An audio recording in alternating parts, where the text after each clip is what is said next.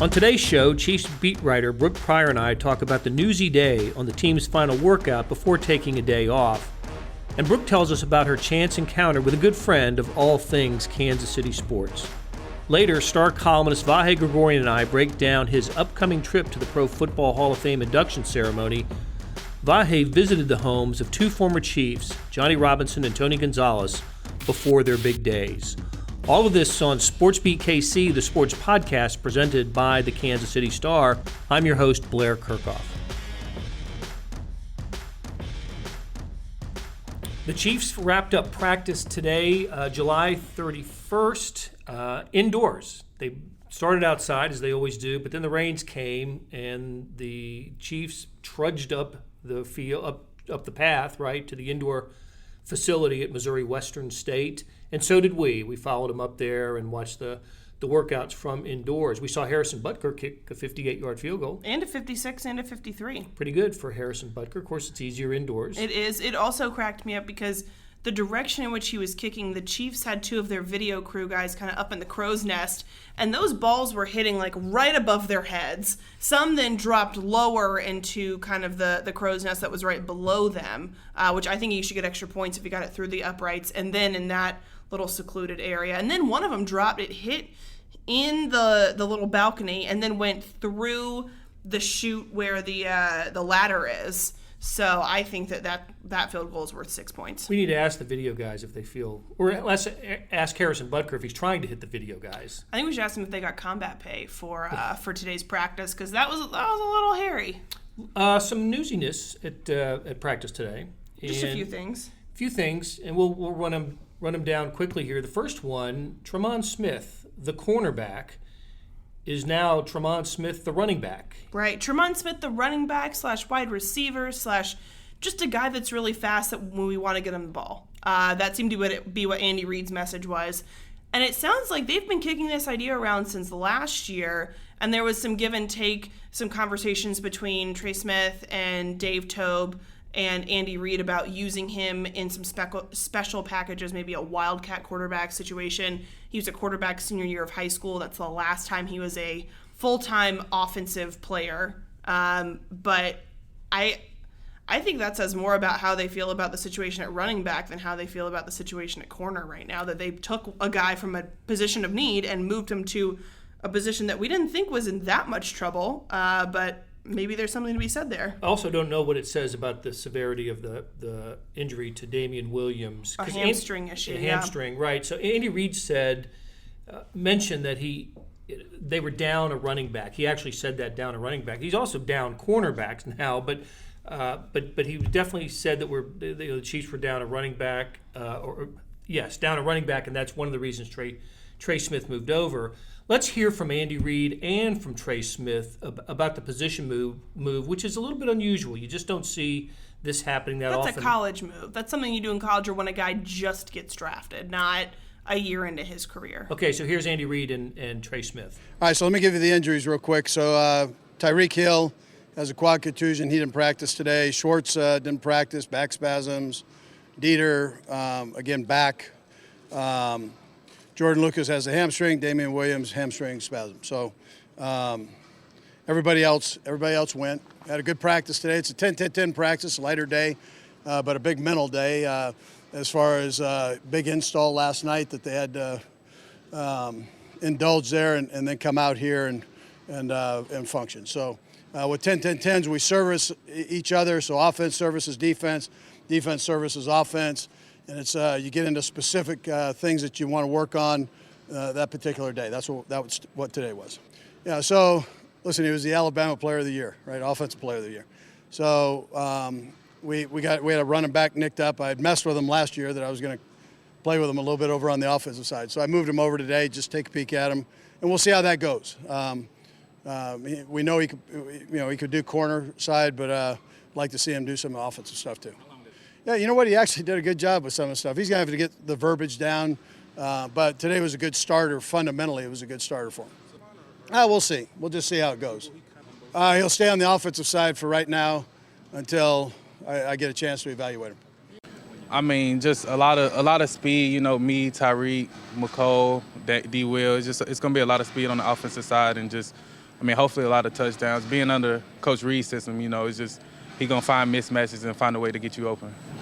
What do you anticipate the toughest adjustments will be? Just learning the playbook. Coach Reid will throw a new play or 5 every day, so it's just catching up on all the offense that's been through OTAs and through this training camp. So it sounds a little bit like Andy Reid is maybe less certain about the permanency of the move than Trey Smith is. Kind of an experiment, Andy Reid says, but not so much Trey Smith. He's confident that he's there to stay. Trey Smith was confident in a lot of things today. Not only did he say it was a permanent move to the offensive side of the ball, he also said that Patrick Mahomes is officially the top player in the NFL's the NFL Network's top 100 player countdown. Hasn't been released yet, so maybe he knows something we don't know. I think there's a good chance that's the case. Maybe. But yeah, I mean, I think that maybe Tremon's hoping that by putting that out there into the universe, it is made permanent. I'm not sure. I appreciate the speaking it into action, speaking it into existence situation. But yeah, I mean, I really enjoy talking with him. I remember talking with him last year when he was a rookie, and that's when he said he had lion speed. I love that. That all-time favorite quote. I think that's why I bring it up every time we talk about him.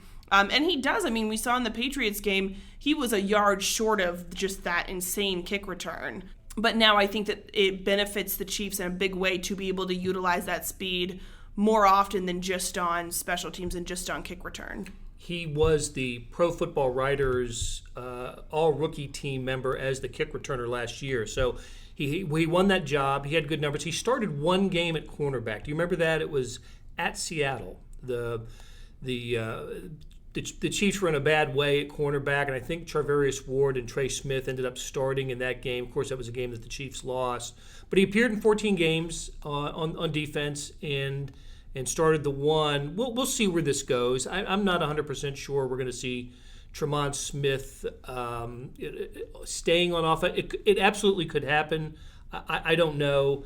But he was right when he said now they've got a lot of speed out there. Mm-hmm. With him on the offensive side and McCole Hardman and Tyreek Hill, they've got a great relay team going. They really do. I think it's Arrowhead Pride that's called them the Legion of Zoom, or maybe somebody told Arrowhead Pride to call them. That's what they've been referring to them as. That's my favorite thing that I've seen all, nickname wise all off season. I think Legion of Zoom is excellent. I hope we can use it in a headline one day. Hopefully we can also then in small print put hat tip Arrowhead Pride. Thank you for that. But yeah, I mean, I think that this is going to be, it was already a fun offense to watch. Now there's this added layer to it. Yeah, absolutely. Okay, so let's tally up the cornerback position. You take one away in Tremon Smith, and you take another one away with Keith Reeser. We find out that he did have the Achilles injury, and that's a tough one. So the Chiefs will not have him.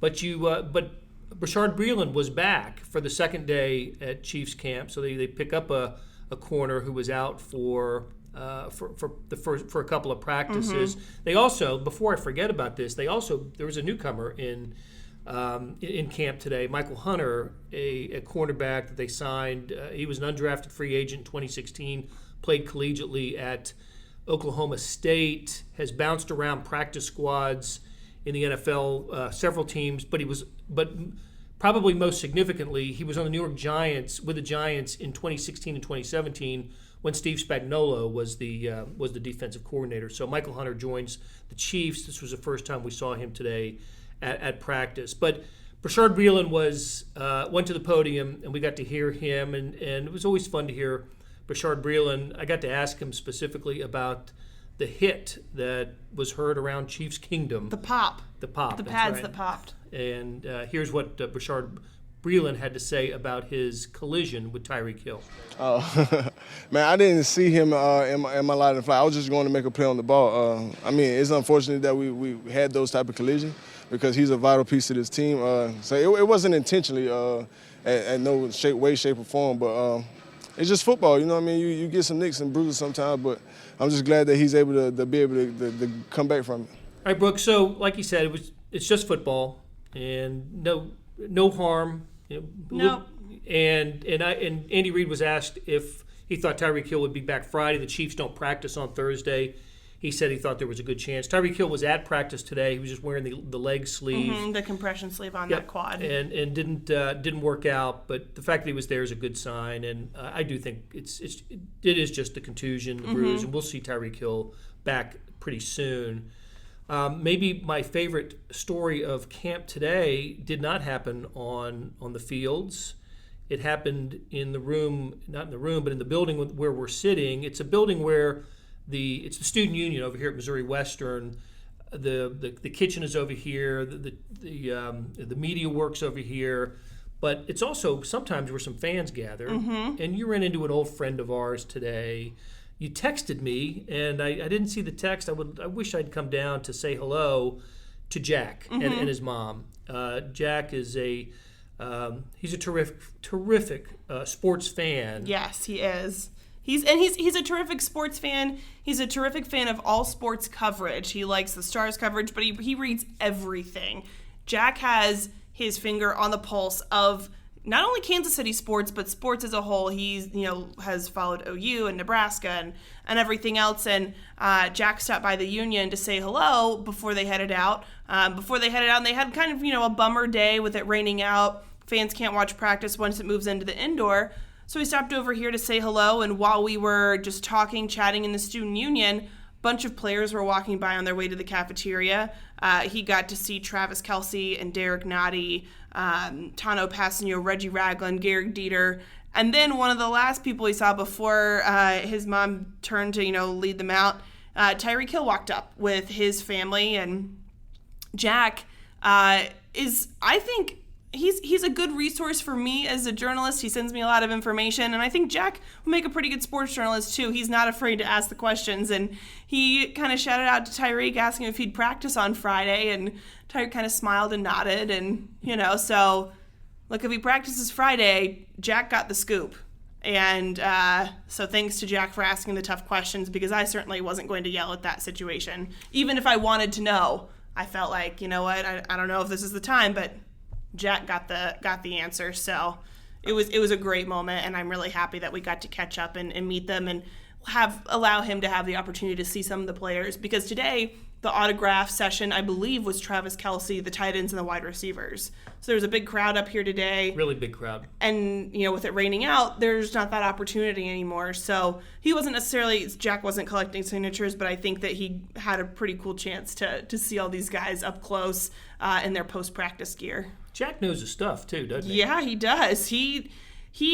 My favorite part about Jack is that he DMs me a lot of tweets and information. So there are times when I'm not at my phone, but if I get a DM from Jack, I know that it's important, because it's usually an update either about the Chiefs or the league or OU or UNC.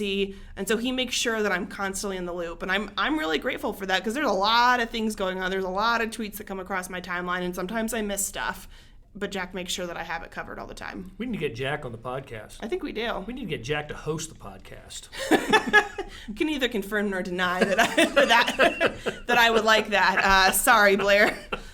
Facebook Live, podcast, you name it. So, that was great. Thanks, Brooke. And when we're going to take a break. When we come back, I'm going to speak with Vahe Gregorian, who is on his way, or about to be on his way, to Canton, Ohio, to the Pro Football Hall of Fame induction ceremonies this weekend, and it's a big weekend for the Kansas City Chiefs. Hey, it's Blair. Hey, we have a special subscription offer for SportsBeat KC listeners, unlimited digital access to the Kansas City Stars award-winning sports coverage. Sign up now for 1 year of Sports Pass for access to all the sports news, features, and columns we have to offer. And it's only $30. That's a 40% savings off our regular rate.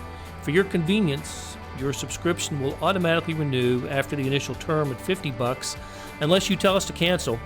A lot of subscription services won't tell you that. They'll just sneak it on there. We just told you. Your subscription helps support the sports coverage of kansascity.com and the Kansas City Star. Please visit kansascity.com/SportsBeatKC offer to get this special offer. And as always, thanks for listening. Star columnist Vahe Gregorian is here, and he won't be here long because he's heading to Canton, Ohio for the Pro Football Hall of Fame induction ceremony, which is meaningful to the Kansas City Chiefs this year. It's always meaningful when they have a player inducted into the Hall of Fame. I think before this year, Will Shields would have been the most recent Chief, but they get a twofer this year, a double dip with the Pro Football Hall of Fame with Tony Gonzalez going in along with Johnny Robinson. And I'll tell you, Vahe, you visited the homes of both players. You went to Louisiana to visit Johnny Robinson, and then just more recently to California to visit Tony Gonzalez. And you visited Johnny, I think, originally before he knew he was going to be elected into the Hall of Fame. The vote hadn't occurred yet. That's correct. Part of it was, coaxed a little bit by the timing of. We heard from some people that were wanting to see if Johnny could get a little publicity, actually, and a campaign, right? A campaign by a guy named Todd Tobias, who was an AFL historian and out west. And long story short, of course we were eager to study that and work on that story. But what was kind of the extra compelling part was we never really had quite gotten in depth on Johnny Robinson's boys' home.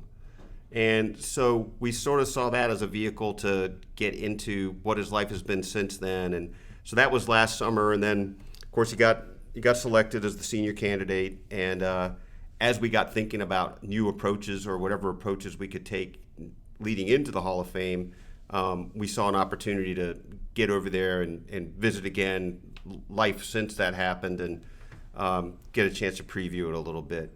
What was it like in Monroe, Louisiana, where Johnny Robinson is from, and what he's old, he's up there. I don't know his age. He's 80. He's 80 now. I guess he was 79 at that time. I'm trying to think the timing, but so there are a few moving parts on this, but a couple of them include that he's had a history of a lot of different illnesses. I mean, cancer and stroke, and I'm only scratching the surface. A lot of different things, and Johnny's speech has become kind of halting, and it is difficult for him to talk for a long period of time, which is why we're going to see a recorded video with Johnny at the Hall of Fame that he'll do in concert with his stepson, Bob Thompson, who's a wonderful guy and who just happened to have idolized Johnny before he ever even knew him. It's a sweet story. I think Johnny actually baptized him in his pool. Oh, wow. There's more of a story there than I've had a chance to tell. But so that certainly struck by the dedication to the home, but also I don't think I still to this day fully understand how he became kind of out of sight, out of mind after being a 6-time finalist for the Hall of Fame. As you'll recall, there was still a little bit of what you might call anti-AFL bias going on back then. But also, the Chiefs had 5 other Hall of Famers from that defense alone. And I think at some point that probably worked against Johnny. But upon reexamination, the case is overwhelmingly compelling. I mean, there's just no doubt he should have been in originally. And it's all the sweeter for the Chiefs, right? You look at this guy is an original Chief. So original, I keep saying this, but he was with the Dallas Texans in 1960. And right. Not only original Chief, original AFL, ground yes. floor. So that's kind of cool. And then it sort of ties a ribbon around that whole era of the Chiefs, right? I mean, they win that Super Bowl. He gets hurt in the infamous 1971 game. That was his last game. Those were his 12 years with the Chiefs, and that's quite an era. He was the all-time on the all-time AFL team. He was one of the safeties, I guess, right? I don't have a list of that team in front of me, but I suspect that just about all of them are in the Pro Football Hall of Fame. That's a key thing. I can't remember on that distinction for sure, Blair, but I'm pretty sure that's true. The one that stands out to me is, and they had this picture up in their house, it's a Hall of Fame produced team of the 1960s, NFL and AFL. Johnny was the last player in that picture, and it's artists. I mean, it's illustrated and kind of cute, fun caricatures of some of the guys, but he was the last one to not be in the Hall of Fame. since I've lived in Kansas City, I've heard a lot of football fans, Chiefs fans support the idea of Otis Taylor being in the Hall of Fame. He is not in the Hall of Fame. And, I wonder what your friend, good friend Michael McCambridge says about his candidacy. He was certainly a big-time wide receiver, a guy who made Len Dawson look really good. But the numbers just don't support. If it's a numbers game, it doesn't support Otis Taylor's candidacy. Johnny Robinson had some pretty good numbers as well in terms of like lifetime interceptions and the honors. Just as we talked about the All AFC team, but number of Pro Bowls and All-Star games. Johnny Robinson had numbers as well as reputation. He did, and the other intangible was big performances in big games. Fumble recovery and interception in the Super Bowl, a lot of tackles in the Super Bowl loss, interception in the Chiefs' 1962 AFL Championship. He also, I think this is the right stat, Blair. I think the Chiefs were 37-3-1 in games when he had an interception. Wow! I mean, they mattered. And had 57 in his career. And he had 57 in his career, which led to a fun little back and forth with Johnny and his stepson Bob Thompson and Ty Law and Ty Law's father at a luncheon they had in Canton to prepare for this. Ty Law, as the story was told to me, leans forward and says, "You had 57 interceptions in 12 years?" And Johnny says yes, and apparently Ty kind of sits back and talks to his dad again for a second, then he leans forward and said, but you didn't play as many games as we did, and they didn't throw the ball as much. And it's like, yeah. And I think Ty Law had 53 in 17 years or something like that. Maybe those numbers are a little bit off probably, but I think it showed. And it is funny, right? The AFL was certainly more pass happy than the NFL, but it wasn't like today. Not at all. I mean, not at all like today. Yeah. But also, today's game is so predicated on short passes and accurate passing. That's true. To win, to be the AFC or the AFL or NFL's quarterback leader in the 60s, you probably completed about 50% of your passes. That was probably a pretty good year. For that. Remember the All-Stars with 52.6%? Yes, and anything over 50 was just phenomenal, right? Oh my gosh, what an accurate passer that was. So I'm really happy for him and the family for Johnny Robinson to go in. And you mentioned his the boys' home. Johnny right? Robinson Boys Home, which is interesting. I went down there last year and I brought home a coffee mug from there that I like to drink from. It just has a picture of the home on the front and then a picture of Johnny on the back. This year I got one from there that has just a little inscription, Pro Football Hall of Fame 2019. Same mug, all the other stuff's the same, but it's just kind of a sweet little thing, and there's a real joy in having gotten to be around them and getting to see this there. It feels a little personal to me after those couple of visits with him. Yeah. I can imagine. And more recently, you were in California, the LA area, right, to visit Tony Gonzalez, who, look, he's so familiar to all of us now, not just because he was a Chief for 12 years, but we see him now as an analyst for, is it Fox? It is Fox, yep. And he was in Arrowhead Stadium last year when he went into the Ring of Honor. That was just basically the appetizer for the Hall of Fame announcement that came a few weeks later. Tony, I think there's a difference in how Johnny Robinson and Tony Gonzalez are perceived by Chiefs fans, but I think it needs to be said that Johnny Robinson played so long ago. I think and he only played for the Chiefs. I think it's easy to understand how a belovedness there for him, older fans especially, right? Right. The older Chiefs fans, younger Chiefs fans see the name Johnny Robinson, maybe know he played for the Chiefs, and just don't know anything about him. There's no film, right? There's just very little film. Very little. But Tony Gonzalez, we all know. We know from not only Chiefs' career, Falcons' career. He's on commercials. He is very much in the public eye. But I wonder how much he's in Chiefs fans' hearts. Well, look, you're hitting it right at the crux of the question, and for a couple reasons, it's become clear that there's some, I don't know if dissonance is the right word. We're both English majors. Is that what this means? Like, there's a disconnect of some sort with how fans here are embracing this, and just based on certain metrics, which I would say feedback from a couple things I've written, they're not really embracing it. Not a lot of them. I'm a little puzzled about that.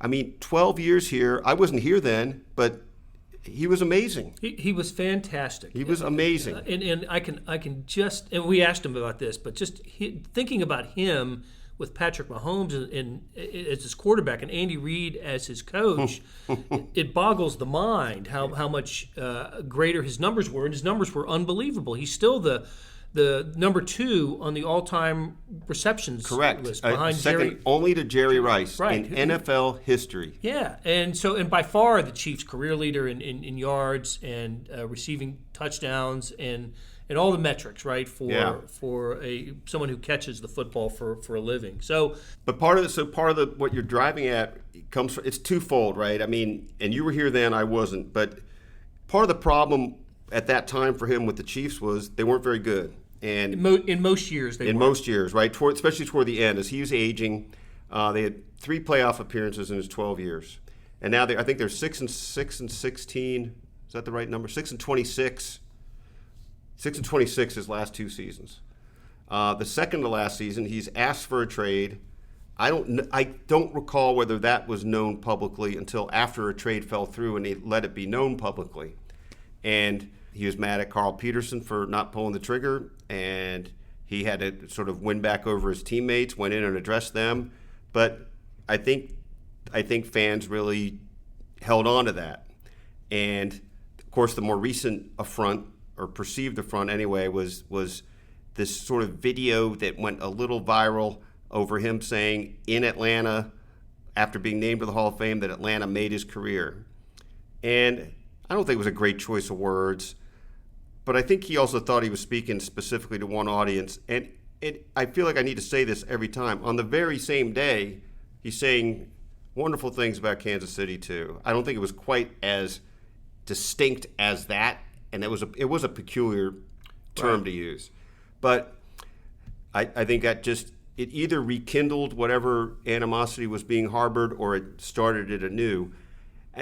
One thing that I do think is interesting is I feel like it was legitimate for him to want to get to a Super Bowl, and that it wasn't going to happen in Kansas City. As he said to me when I was visiting him, he's like the 80-year-old man. He's got to go with the opportunity now. And he wasn't 80, but he was 30. Right. And I had an interesting talk Tuesday morning with Dick Vermeil. We were on the phone, and without me asking him about this, Dick said that he never knew of any player who took losing harder than Tony Gonzalez, that it was a trauma almost every single time they lost. You put those two things together, is it really unreasonable that he wanted to trade? But it does make him different than Johnny Robinson playing his whole career. It does, and it's not unprecedented in sports either for an aging player to be on a losing organization to want to be, traded to a winning organization that has a chance to win the championship. Yeah. It happens in sports. Yeah. Well, look, who are we to suggest how Chiefs fans should feel about about the players that they once cheered for? I find it somewhat interesting that I don't see many people wearing Chiefs Tony Gonzalez jerseys. We see a ton of people here at Chiefs camp wearing the jerseys, and I see a lot of former Chiefs reprepreted on those jerseys. Sure, I agree with you. But here's a Hall of Famer that I don't see many. In fact, I'll make it a point to look even harder now now that he's going in the Hall of Fame to find some Tony G gear. I'd be interested in what you see, because you're right. I hadn't thought about it until you said that, but I rarely, if ever, see it. I think I've seen little momentary sightings, but it's not one of the most predominant ones. You're going to see a lot more Priest Holmes, Jamal Charles. I feel like we see a lot more of those than probably Derek Thomas even. Well, I can't wait to hear his speech. You said he'll be last? Yeah, in the program? I guess we're here's a little candy for our listeners. I don't think that's completely publicly known until now, but that's okay. I mean, and I don't think it really matters. The reason we have kicked it around is just for our planning purposes.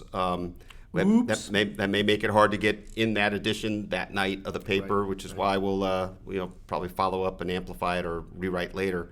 But Johnny will be early, and as I think I said earlier, he will be on video with stepson Bob. Tony told me he doesn't plan to write down his speech, that he's just going to wing it. Wow. But that he did really tell me. It's interesting. Johnny and Bob were like, we've been forbidden by the Hall of Fame to tell you anything. Okay. Tony's like, well, here's my speech. I just haven't written it down.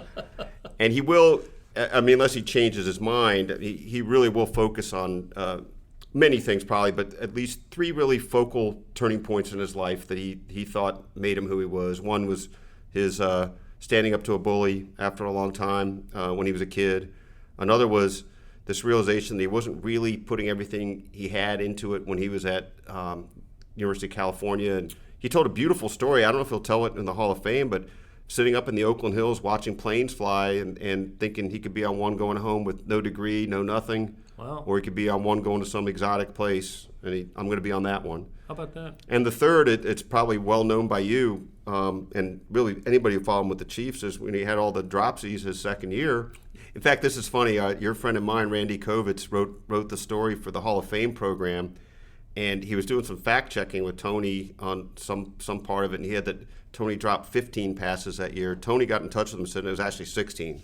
Wow. Which I certainly appreciate that. Sure. But how he from there became obsessive, and that's again pretty well known probably to most Chiefs fans, but kind of fascinating to me how little he left the chance after that.